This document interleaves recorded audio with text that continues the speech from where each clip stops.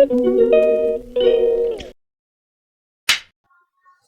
Friends, welcome back to my new blog. तो friends, आज की जो वीडियो है आप सभी के लिए भी बहुत ही खास होने वाली है। कुछ दिनों पहले जब मैंने अपना हेल्थ चेकअप कराया था तो डॉक्टर ने मुझसे कहा कि मेरी शुगर बॉर्डर लाइन पर है, जिसे प्री डायबिटीज़ भी कहते हैं। साथ ही मेरा वज़न भी थोड़ा बढ़ गया था। थोड़ा नहीं, बहुत बढ़ गया था। जब मैंने लोगों से सलाह ली तो सबने एक ही बात कही, रोटी खाना बंद करो पूरी तरह से। अब बताओ, अगर चावल भी ना खाए इंसान, रोटी भी ना खाए तो खाए क्या खाए। और हम लोगों का तो बिल्कुल रोटी के बिना जीना मुमकिन है, बिल्कुल नहीं छोड़ सकते हम लोग। रोटी छोड़ देने से ऐसा लगता है कि शरीर में कमज़ोरी आने लगी है। इसलिए मैंने बहुत रिसर्च की और जाना कि गलती गेहूं में नहीं है, बल्कि उसे खाने के तरीके में है। तो आज मैं किचन में अपने कुछ अवेलेबल चीज़ों से मैं एक सीक्रेट वेट लॉस और शुगर कंट्रोल आटा तैयार कर रही हूँ, जिससे मेरी शुगर भी नॉर्मल रहेगी, पेट की चर्बी भी घटेगी और रोटी भी मुझे नहीं छोड़नी पड़ेगी। अगर आप या आपके परिवार में कोई भी ऐसा है व्यक्ति जो बढ़ते वजन से काफ़ी परेशान है, शुगर से परेशान है, तो इस वीडियो को बिना स्किप किए पूरा देखिएगा, क्योंकि यह आटा आप सभी के लिए भी बहुत ही ज़्यादा फ़ायदेमंद है और आप इसे अपने घर पर ही बहुत आसानी से बना सकते हैं। तो अब मैं आपको बताती हूँ मैंने इसमें कौन कौन से आटे का यूज़ किया है। तो जी, मैंने इसमें गेहूं का आटा लिया है, सबसे इम्पोर्टेंट जो मुझे छोड़ना था। और दूसरा जो है जौ का आटा, चने का आटा, रागी का आटा। ठीक है, अब ज़रा इनके पोषक तत्वों के बारे में जान लेते हैं। तो फ्रेंड्स, जो रागी का आटा होता है उसमें बहुत सारा कैल्शियम, एंटीऑक्सीडेंट होता है, जो कि हमारी हड्डियों की मजबूती को बनाए रखता है। एंटी एजिंग में भी वर्क करता है, बच्चों के विकास में भी काम करता है। ठीक है, अब हम चने के बारे में बात करें तो चने में खूब सारा प्रोटीन, आयरन होता है, मसल्स की मजबूती, खून बढ़ाना, ग्लूटेन फ्री होता है। तो अब हम जौ की बात करेंगे। जौ का जो आटा है ना, वो बीटा ग्लूकॉन और फाइबर से खूब सारा भरा हुआ होता है। शुगर कंट्रोल करता है, कोलेस्ट्रॉल को भी कंट्रोल करता है और वज़न घटाता है। तो ये है हमारा रागी का आटा, जो बहुत ही चिकना होता है।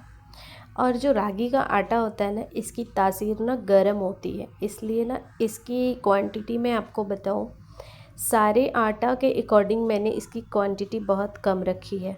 तो ये जो मैंने रागी का आटा लिया है, ये लगभग मैंने 250 ग्राम का लिया है। ठीक है, तो ये हमारे 250 ग्राम के अकॉर्डिंग रागी का आटा है। अब अगर हमने चने का आटा जो लिया है तो ये हमने 500 ग्राम लिया है। 500 ग्राम चने का आटा, ये देख सकते हैं, ये थोड़ा दरदरा सा होता है, इसमें चने की छिलके भी रहते हैं। और सबसे इम्पॉर्टेंट चीज़ है ना कि ये जो आटा होता है ना, इसको कभी भी छान के नहीं लेना। मतलब बहुत लोग चाल के बनाते हैं, चोकर जो होता है वो निकाल देते हैं, तो नहीं। जब मल्टीग्रेन आटा का मतलब ही यही होता है कि इसको वैसे ही खाना है। ठीक है, इसको ऐसे ही इसलिए खाना होता है क्योंकि जो इसका असली फाइबर जो होता है ना, वो इसके चोकर में ही होता है, जो हमारी आंतों को साफ रखता है। क्योंकि ये हाई फाइबर आटा होता है, इसलिए इस रोटी को पचाने के लिए आपको दिन भर में 3 से 4 लीटर पानी ज़रूर पीना चाहिए। जितना ज़्यादा पानी आप पिएंगे उतना ज़्यादा बेहतर होगा। और पानी पीना तो वेट लॉस में भी काफ़ी सहायतेमंद होती है, तो ज़्यादा से ज़्यादा पानी पिए। अब यहाँ पे बात करते हैं, हमने लिया है जौ का आटा, हमने दिखाया। अब हमने यहाँ पे 1 केजी के लगभग गेहूं का आटा ले लिया है। ठीक है, गेहूं के आटा में ही हम इन सारे आटा को मिक्स करेंगे। अब क्वांटिटी की बात की जाए तो ये देख सकते हैं, 1 केजी गेहूं के आटा, 500 ग्राम जौ का आटा, 500 ग्राम चना का आटा, और रागी का आटा भी मैंने 500 ग्राम मंगाया था, लेकिन इसकी तासीर काफ़ी गर्म होती है, जिसकी वजह से मैंने इसे पूरा डालना पसंद नहीं किया, क्योंकि गर्मी का दिन है, कब्ज की प्रॉब्लम ना हो जाए इसके वजह से। तो मैंने आधा ही इस्तेमाल किया है, मतलब 250 ग्राम। जब भी हम बाज़ार में जो लेने जाते हैं मल्टीग्रेन आटा, जो मार्केट में आजकल बहुत इजीली अवेलेबल है, उनमें ना कंपनियों का अनुपात सही नहीं होता है और वे काफ़ी महंगे भी होते हैं। घर पर अगर इस तरीके से हम लोग बनाएं गेहूं के आटे में इन सारे चीज़ों को मिक्स करके, तो वो एकदम शुद्ध और बजट फ्रेंडली बनता है। तो यहाँ पर मैंने इन सबको एक में मिक्स कर दिया है और इसी में से हम छोटे वाले बाउल में थोड़ा सा आटा निकालते हैं, जो अभी मैं अपने लिए रोटियां बनाऊंगी। आप लोगों को भी बना करके दिखाती हूँ मैं रोटियां। तो यहाँ पर ना मैंने अपने खाने के अकॉर्डिंग अपने अंदाज में रोटियां ली है, और आज मैं अपने साथ साथ पतिदेव को भी यही रोटियां खिलाने वाली हूँ। तो अभी मैं अपने मुझे जितना बनाना है उसके अकॉर्डिंग मैं अंदाज करके मैं यहाँ पर एक छोटे बाउल में आटा निकाल लूँगी। और हाँ, इसके लिए आटा गूँदने के लिए कभी भी नॉर्मल या ठंडे पानी का इस्तेमाल नहीं करते हैं। कभी भी जब आप इस आटा को लगाएं तो हल्के गुनगुने पानी का इस्तेमाल करें, क्योंकि जो हल्के गुनगुने पानी से आटा को गूँदते हैं ना, तो वो काफ़ी अच्छा गूँद के रेडी होता है। तो चलिए पहले हम यहाँ पे आटा ले लेते हैं। मैं आप लोगों को आटा गूँद करके भी दिखाऊंगी, रोटियाँ सेक करके भी दिखाऊंगी। तो यहाँ पर मैं 2 चम्मच या 3 चम्मच, ये हमारा चम्मच छोटा है, इसके अकॉर्डिंग मैं ले लेती हूँ। इसमें हमारी 8 से 9 रोटियाँ बन जाएगी, ऐसा मुझे लगता है। देखते हैं कितना बनता है। तो ये हमारा आटा रेडी हो चुका है। ये देखो, ये मेरा 2 से ढाई केजी का आटा रेडी हो चुका है, जो कि मेरे लिए ये काफ़ी है। आज मैं पति देव को खिला रही हूँ, अगर उन्हें पसंद आएगा तो वो भी रेगुलर खाएंगे, और नहीं पसंद आएगा तो कोई बात नहीं, मैं अपने लिए ये रेगुलर बना के खाऊंगी। तो यहाँ पे मैं अपने क्वांटिटी के हिसाब से आटा ले चुकी हूँ। अब मैं चलती हूँ गर्म पानी करने के लिए किचन में। हल्के गुनगुने पानी करूँगी मैं, और उसी के साथ अपने आटा का डो तैयार करूँगी। तो पानी बहुत ज़्यादा गर्म नहीं है, इतना गुनगुना है कि मेरे हाथों पे बर्दाश्त हो जा रहा है। तो मैंने यहाँ पे अच्छे से ना आटा लगाना स्टार्ट कर दिया है।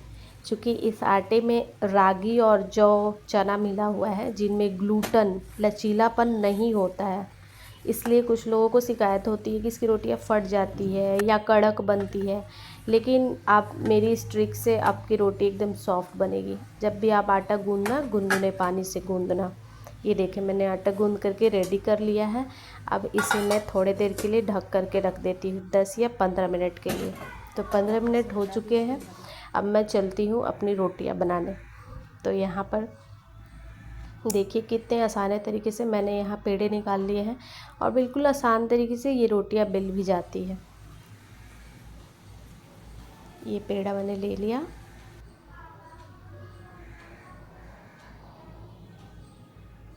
ये देखो कितनी अच्छी रोटियाँ बनी, कहीं भी नहीं फटी है, और बिल्कुल सॉफ्ट है ये। ठीक है, नरम गरम है, गरम पानी से इसका डो तैयार करने की वजह से काफ़ी सॉफ्ट है। और हाँ, तवा पर रोटी डालते समय इस बात का ज़रूर ध्यान रखें कि इसको बिल्कुल मध्यम आंच पर पकाएं, क्योंकि दोनों तरफ से पकाएं अच्छे तरीके से, क्योंकि इसमें जो है ना चना और रागी अच्छे से पक जाता है ना, तो अच्छा होता है, नहीं तो वो पेट के लिए बहुत ही दिक्कत होता है। तो ये हमारी फूली फूली रोटियाँ बन करके तैयार है। इस पर आप हल्का सा देसी घी ज़रूर लगा के खाएँ। अब ये रही मेरी दोपहर की लंच थाली, जिसमें मैंने मूंग की दाल ली है, 2 रोटी ली है, शुगर के अकॉर्डिंग मैंने करेले का भुजिया लिया है, भिंडी का भुजिया लिया है। आज मैंने सैलेड को स्किप किया है। हमारी वीडियो कैसी लगी ज़रूर बताना।